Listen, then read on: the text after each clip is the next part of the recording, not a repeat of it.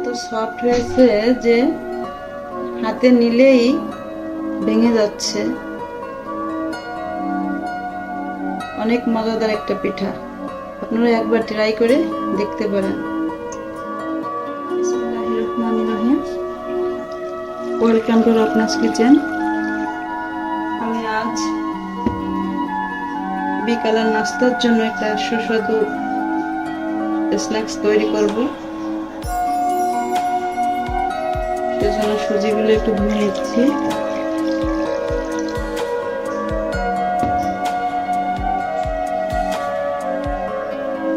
সুজি যত সময় পর্যন্ত সাদা পানি না বের হবে তত সময় পর্যন্ত সুজিটা ধুতে হবে।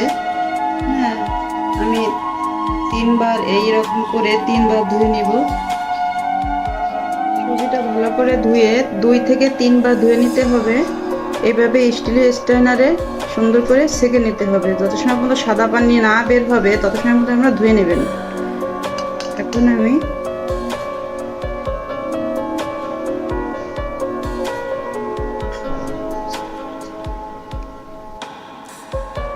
সুজি এরকম হবে, যত পানি বের হয়ে যাবে ঝরঝরে হবে, পিঠাটা অনেক ফুলবে এবং সুন্দর হবে।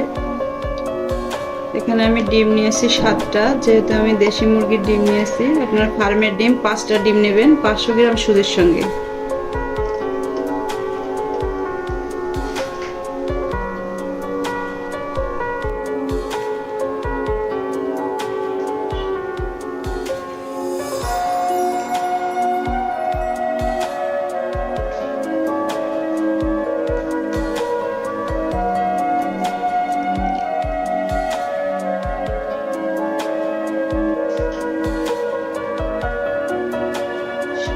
ডিম নিয়ে নিয়েছি আমি। যেহেতু ডিম যত বেশি হবে এই পিঠাটায় ততই বেশি মজা হবে।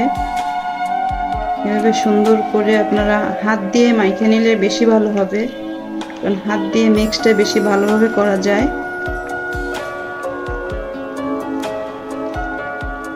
চামচ পরিমাণ ইস্ট দিতে হবে 500 গ্রাম সুজির সঙ্গে।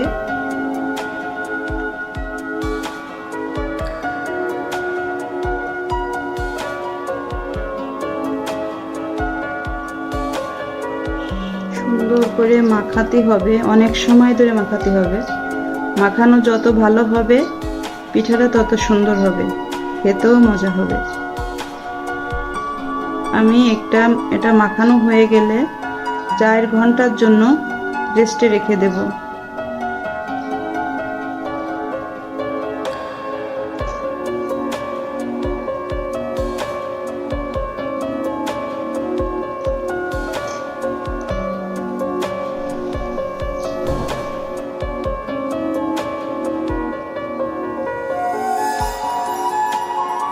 কাপের 1 কাপ চিনি, 1 কাপ নারকেল কোড়া, 1 কাপ গুঁড়া দুধ, এটা দিয়ে আমি আর কিছুটা ঘি দেব সঙ্গে।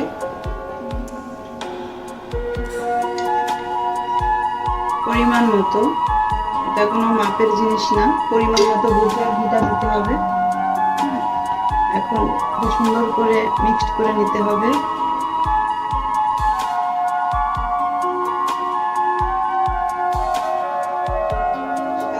কিছুটা লবণ দিয়ে দিবেন।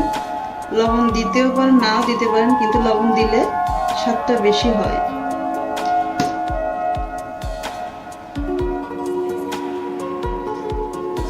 বাটিগুলো নিয়ে নিতে পারেন। মাফিন কেকের জন্য যে বাটিগুলো বাসায় রাখা হয় সেই বাটিতে আমি আজকে এই পিঠাটা তৈরি করব। এটা আপনারা তেলও দিতে পারেন, ঘিও দিতে পারেন, কিন্তু ঘিটা দিলে ফ্লেভারটা ভালো হবে। এভাবে মাখিয়ে নিতে হবে, তাহলে পিঠাটা উঠতে সুবিধা হবে,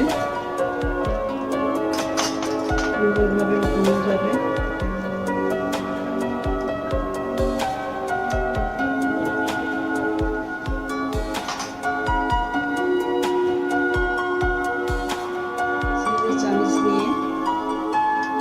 চামচ করে, হাফ বাটি করে, আধা বাটি পরিমাণ দিতে হবে।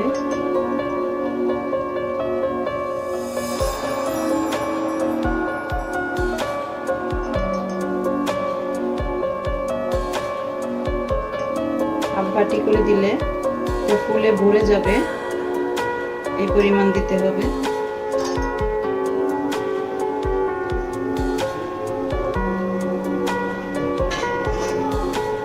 পানিটা এভাবে ফুটিয়ে নিলে ভালো হবে। এবার একটা স্টিলের পাত্র দিয়ে ছাঁকনি, এরপর একে একে সবগুলো দিয়ে দিতে হবে।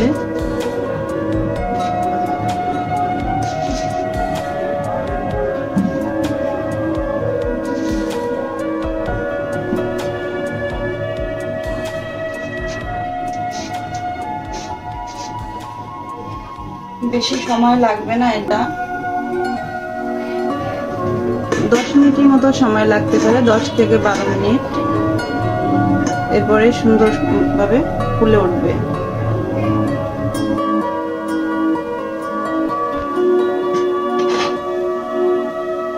এরকম একটা স্টিক দিয়ে দেখে নিতে হবে যে এটা হয়েছে কিনা।